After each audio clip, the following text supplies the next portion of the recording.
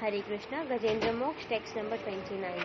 नायं वेद स्वमात्मानं यच्छक्त्याहं धिया हतं तं दुरत्य यमाहात्म्यं भगवन्तमितोऽस्म्यहम्।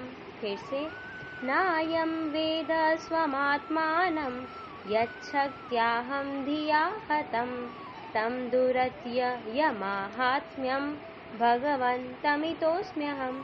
तो अब वर्ड टू वर्ड मीनिंग्स देखते हैं। न यानी कि नहीं। अब जो नायम वर्ड है इसको दो में तोड़ा गया है।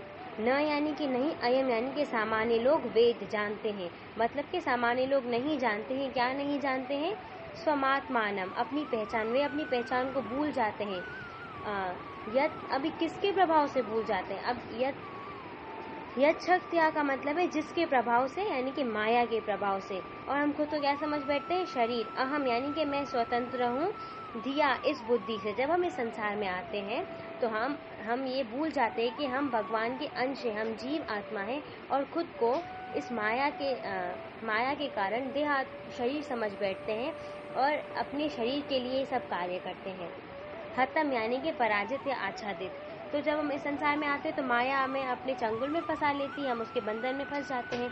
तम यानी कि उसको, दुरत्य समझने में कठिन, महात्म्यम यानी कि जिसका यश, भगवान का।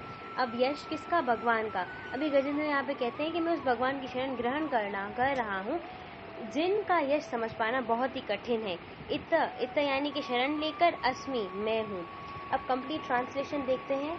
मैं उन भगवान को सादर नमस्कार करता हूँ जिनकी माया से ईश्वर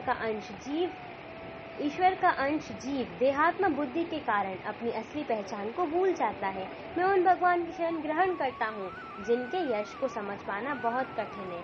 अब जिस तरह से गजेंद्र ने क्या किया है, भगवान की शरण ग्रहण की है, तो अभी हमें इस माया को पार करने के लिए क्या करना है? भगवान का परम भक्त और शुद्ध भक्त बनना है और भगवान के चरण कमलों की शरण ग्रहण करनी है। जैसे भगवान 7.14 में गीता में बताते हैं, दैवी ही एषा गुणमयी मम माया दुरत्यया मामेव ये प्रपद्यन्ते माया में ताम तरन्ति ते। कि अर्जुन, मेरी इन 3 गुणों वाली माया को पार कर पाना बहुत कठिन है, लेकिन जिसने मेरी शरण ग्रहण की है वो इस माया को आसानी से पार कर सकता है। हरे कृष्णा।